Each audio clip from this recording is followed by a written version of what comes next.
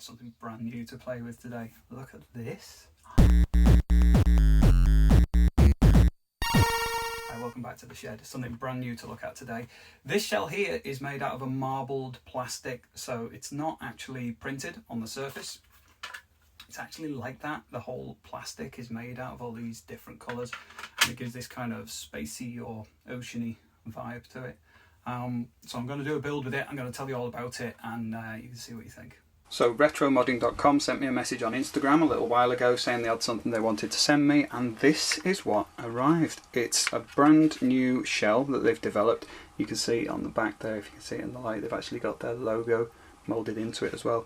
But it's a custom moulded shell that not only is just like the original Game Boy shape and has all the printed bits and pieces on there as you would expect, but it's made out of this kind of moulded plastic with all the different colours marbled together in the moulding process itself. So unlike a painted Game Boy or a printed Game Boy, this is never going to wear off.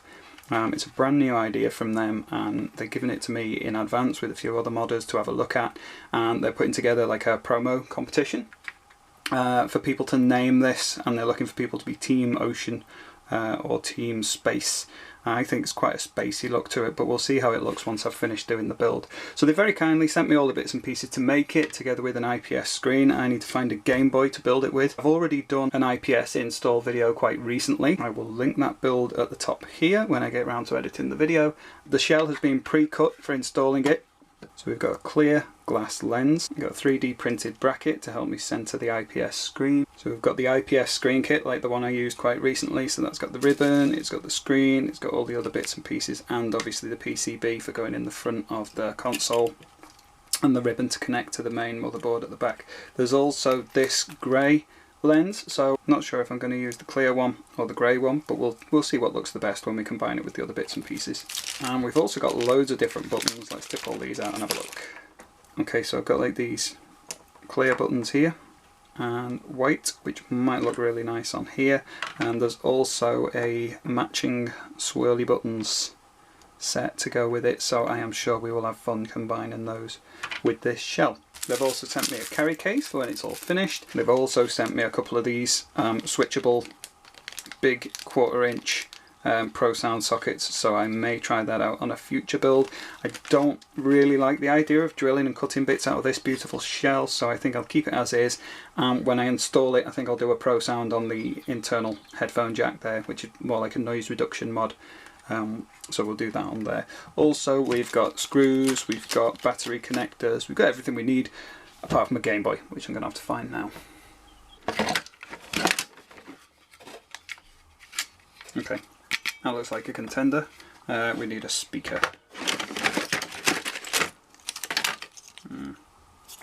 That should do the job. Okay, I'm going to try it out with a spare front board I've got, which has got a faulty screen but should be good enough for testing. Turn the volume up, switch on. And we're getting a display. There's just the contrast there, just a few flickery horizontal lines, but there was no sound coming out of it. Now I've tried it with another one as well, and there was no sound came out of that, so I think the issue is with this. Connect the cable up there and try switching on. Okay, so we're getting sound out of there, but not out of the speaker. The board looks alright, everything on it looks fine, but the actual socket, when I put a cable into it, feels like a bit of a loose fit, so it looks like maybe like the switch that blocks out the speaker is locked, so I'm going to swap this out. I found an old CPU 2 board that was really quite corroded, and these are no good for doing LSDJ with and things like that anyway. So I've taken the 3.5mm socket off that soundboard, so we've got that there, and I'll get that attached to this other board now. Alright, so my new replacement socket has been soldered on. Time to turn up the volume and test it. Alright, so speakers were all fine. It was that socket, and fortunately nothing else I need to solder, which means this rear motherboard and this soundboard are good for me to use, and all I need to do is salvage a speaker from one of these faulty front units, and we've got everything we need to put this together. I'm going to start with the rear shell. All I need to do for that is put the ground shield in the back. The power button, I'm going to go with this sort of clear white one. I quite like the look of that. I've got some wire for doing a Pro Sound mod. I've got another video which I will link here for that if you want to find out more about doing Pro Sound mods. This is going to be an internal one, so I'm just wiring up to the volume control, down to the headphone jack, and it'll bypass the headphone amp and get rid of all the hiss. I've got my sorted rear motherboard, which all works fine now with working sound as well, so that's going to get installed in there. I'll speed through that for you.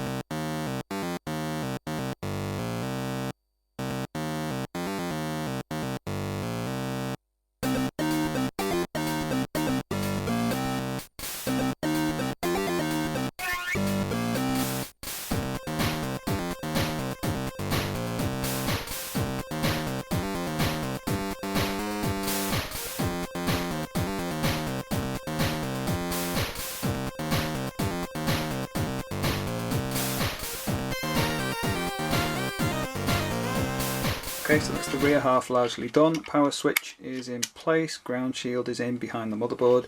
Motherboard and soundboard all in place, and I've done the Pro Sound mod. One thing I forgot to mention, I forgot to do actually, was file out the little scoop there so the wire can route there without pinching into anything else. That's all taped down so it's not going to move when I put it together. Soldered to the left and right connectors there. And, oh, the other thing is the battery connectors, and they'll just slide in and clip here, here.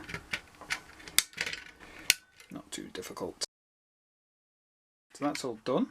Now it's time for the front half. Okay, so that's with the blue buttons in place. It does look pretty cool actually, but they're so cool that I think I might save them for another project with a different Game Boy, and instead I'll see how it looks with these kind of translucent ones instead. Let's pop those in place and see. I think they'll contrast quite nicely. That does look really nice, and it'll go nicely with my power switch as well. That is what I'm going for. So we've got those out of the way. We'll start looking at installing the screen. Well, I remember I'll solder my speaker in place. Saves me forgetting about that later. That seems to fit okay there. This doesn't look to have had any cuts made to that point. Now that's where that's going to pinch. So I'm going to trim that off while I remember as well. So that's trimmed that bit down now, so when it eventually goes together and that's all in place, this isn't going to rub out on that plastic part there, so that'll work fine. Right, back to the front piece. So our buttons and our screen are going to go in front of all of this. This is the 3D printed bracket. I had to do my own this time. Mine's a resin printer. This is much more sturdy and solid than the one I built, so that's kind of cool. Okay, I've just been doing a test fit for the screen, and there's two things I want to say. First of all, I don't need to remove that bit there. The screen fits perfectly in place with no problems, so they've trimmed the bits that I needed them to. But this bracket is just perfect. It's such a neat, precise fit to get the bits in place, so I don't think we're going to have much in the way of trouble of getting that together. I've got my 3M tape bit that's going to go in between, stick down there and keep everything neat. This will attach to here like that, so when that's all in there, that'll flip over, it'll attach into here, buttons all in place, that's going to go down. I do need to find some silicone bits for the buttons. I've got loads of those knocking about, so that shouldn't be an issue. And then the main ribbon to connect the front to the back, and we can do a quick test. So that's what I'm going to go with now.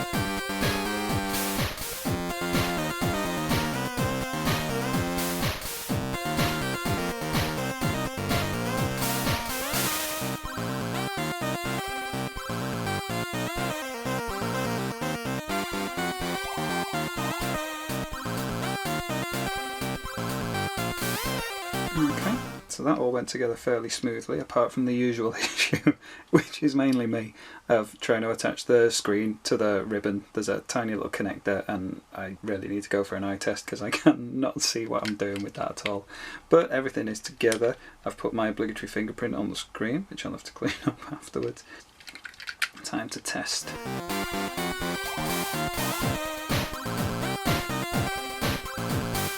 And we'll see if it works. Okay, let's try again.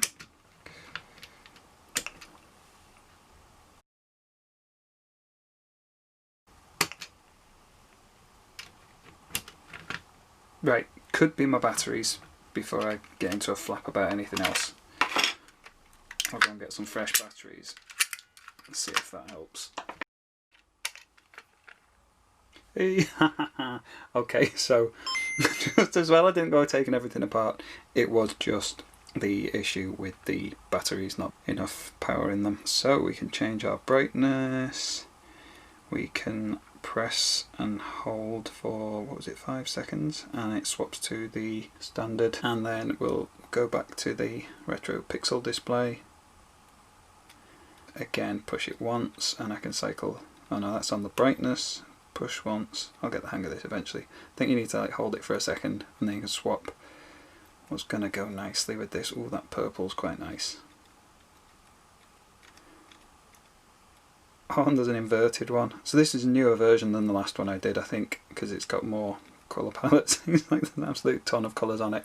So I will find something that goes well with it. But now it's time for me to switch off and put this together and start making plans for what I'm going to do for the screen cover.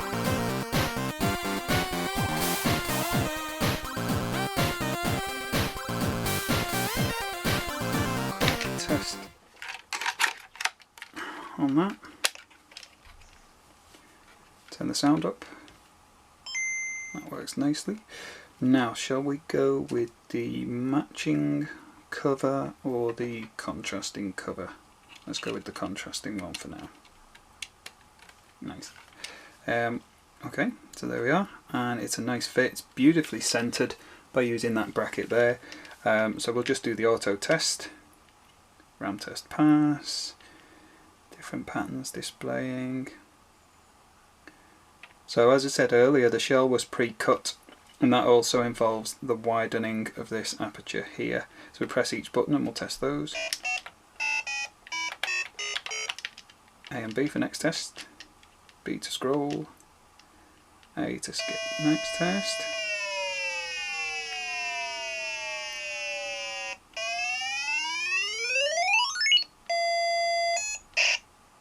Alright, so it passes all the tests and it looks fabulous. Now I did get a slight smudge on there earlier. Let's take a look at that.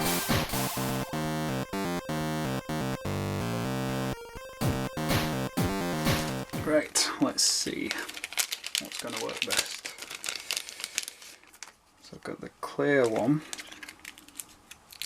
which is going to go there. Now the only downside with the clear ones is you can see the adhesive below it. I suppose it's worth a try. Alternatively, there is the grey one, which, I mean, it doesn't actually clash that badly. Keep it as a backup. I think the clear one's just a bit more exciting. Yeah, let's go for that. Right, so I'll get the self-adhesive bit down first.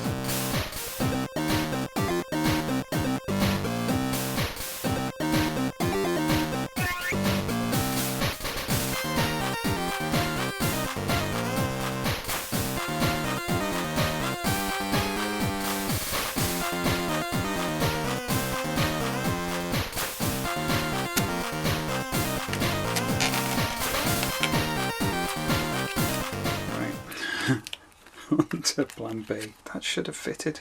So that's a real shame that I completely messed that up with my total ineptitude. If you get one of these, stick it onto the glass first and then put it in, because that would have looked really nice. But never mind. Grey one's going to look alright, I think. Okay, so it's time to wrap this up. Now, not only is this an amazing effect that they've got with this marbled plastic, but this is the first time I've done a retro modding shell build, and the quality of this compared to the other repro shells I've tried before is really, really good.